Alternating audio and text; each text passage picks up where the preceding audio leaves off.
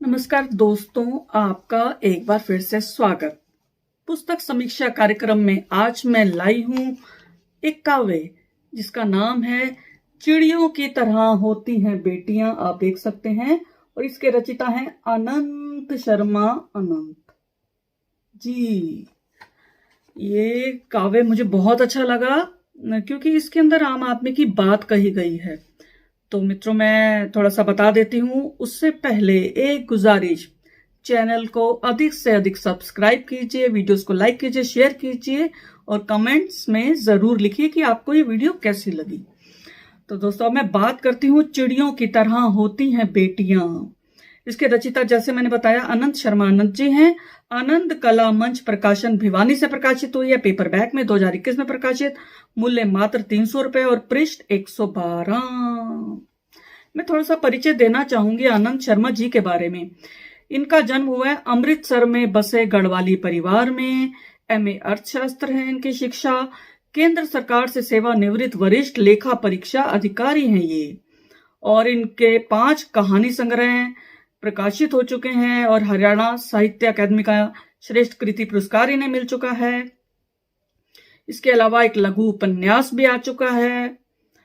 तो इस तरह इनकी 5-6 पुस्तकें आ चुकी हैं। इनके लेखन पर शोध भी हो चुका है, कहानियों पर पुरस्कार मिल चुके हैं और ये मोहाली निवासी हैं। और मैं अब थोड़ा सा और बताना चाहूंगी। प्रकाशक जी, प्रकाशक हैं, इनकी प्रकाशक हैं सुनीता आनंद जी। उन्होंने लिखा है कि इनकी कविताओं के केंद्र में मुख्य रूप से परिवार और परिवार से जुड़े सामाजिक रिश्ते, नाते और भावनाएं हैं, किंतु साथ ही कवि का परिवेश और परिवेशगत परिस्थितियों को लेकर अपने राष्ट्र व समाज के प्रति कवि की चिंता और संवेदनात्मक अभिव्यक्ति भी इन कविताओं में देखने को मिलती है।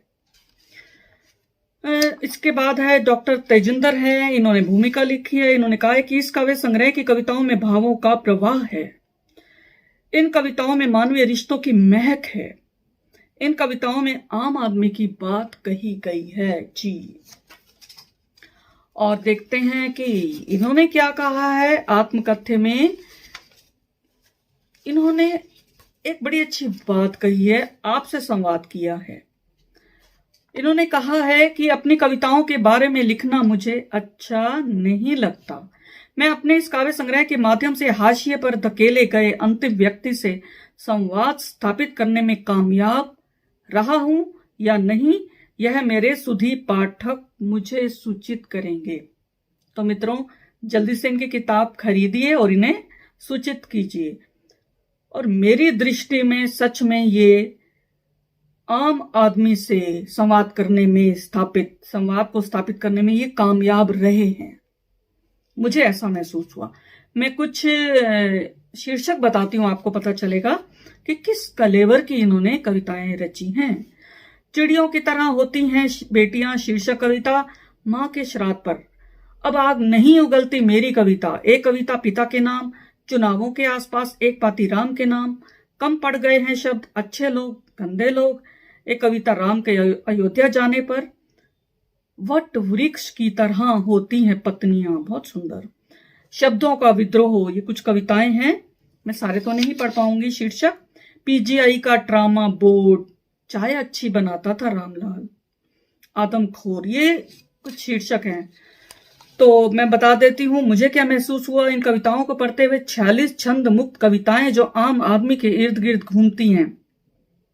उसकी पीड़ा को, दर्द को, संघर्ष को, छटपटाहट को शब्दों में बयान करना आसान नहीं था, लेकिन इन्होंने किया। उस दर्द को पहले पिया, उसके बाद 30 को ग्रास ग्रास कर गले से उतारा और उसके बाद इन्होंने स्वाद बताया जी। सरल शब्द हैं, व्यंजना है, लक्षणा है, नई परिभाषाएं गढ़ी हैं, करुण रस की अधिकता है। और इन कविताओं को पढ़ते हुए मुझे ऐसा एहसास हुआ कि सच में जो साहित्य है सभ्यता सिखाता है, क्योंकि सभ्य वही इंसान है, वही व्यक्ति है जो अपने आसपास के व्यक्ति के दर्द को महसूस कर उसे दूर करने का प्रयास करता है। इनका अनुभव बोल रहा है इस किताब में अनंत जी का।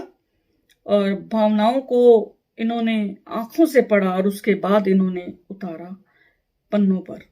प्रभावित करने वाली कविताएं हैं। तो अब मैं कुछ कविताएं आपके लिए जरूर पढ़ना चाहूंगी दोस्तों। जो पहली कविता है, चिड़ियों की तरह होती हैं बेटियां, बहुत सुंदर है। देखिए, आपने इसका कवर भी देखा होगा, चिड़िया की तरह बना रखा है इन्होंने कि चिड़ियों की तरह होती हैं बेटियां, कभी इस डाल पर तो कभी उस डाल पर फुदकती हैं बेटियां। खुशियां ही खुशियां बिखेरती हैं बेटियां, वट वृक्ष की तरह होती हैं बेटियां, जिनकी छांव में फलते फूलते हैं परिवार के सभी सदस्य। बेटों से बहुत बेहतर हैं बेटियां। बेटे बुढ़ापे में जब माँ बाप को पहुंचाते हैं वृद्धाश्रम, तो बेटियां उन्हें पति के घर ले आती हैं। पति से भी लड़ लेती हैं बेटियां। पति से भी लड़ लेती हैं बेटियां कि बेटियों की उड़ान का मुकाबला नहीं करना। ये कभी कल्पना चावला तो कभी झांसी की रानी बनकर झंडे इतिहास में गाड़ती हैं बेटियां। बेटियों के बारे में सोच बदलो, बेटियों के जन्म बारे सोच बदलो। उनके जन्मदिन पर खुशियां मनाओ, ढोल नगाड़े बजाओ, ढोल नगाड़े बजाओ। बहुत सुंदर। और इन्होंने एक जगह एक कविता है, अब इन्होंने कह दिया है कि अब आग नहीं उगलती मेरी कविता, मैंने अपनी कविता को आवाज बना दिया उन गूंगे लोगों के लिए जिनकी आवाज को दबा दिया प्रशासन के रहबरों ने। एक कविता में इन्होंने लिखा है।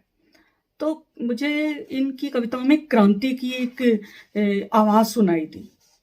और एक कविता मुझे और अच्छी लगी बहुत ही, स्त्री के बारे में इन्होंने कहा है कि जो स्त्री है वह भी वट वृक्ष है, जो पत्नी है उसको भी इन्होंने वट वृक्ष का दर्जा दिया है। वो मुझे कविता भी अच्छी लगी। और लेकिन मैं समय अभाव के कारण मैं एक और दो कविताएं और पढ़ना चाहूंगी।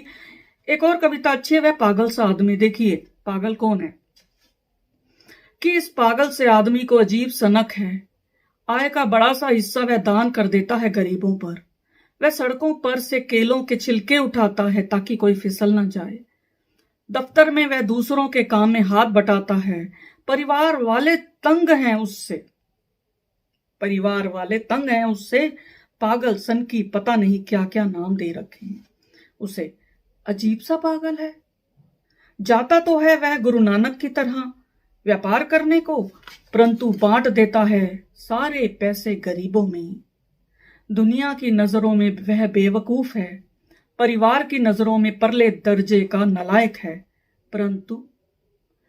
परंतु ईमानदारी का जब भी इतिहास लिखा जाएगा, उसका नाम स्वर्ण अक्षरों में लिखा जाएगा, उसका नाम स्वर्ण अक्षरों में लिखा जाएगा।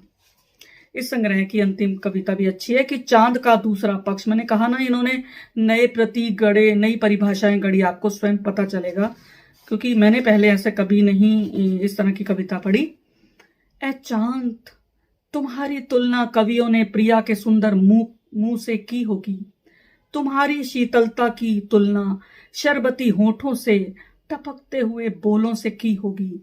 तुम्हारी चांदनी की तुलना घनघोर उदासी के अंधकार में की होगी।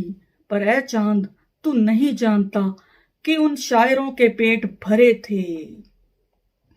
पेट में जब रोटी और सिर ढकने को जब मकान हो, तो सुंदर लगती है सारी दुनिया और उपमाएं भी स्वतः फूट पड़ती हैं।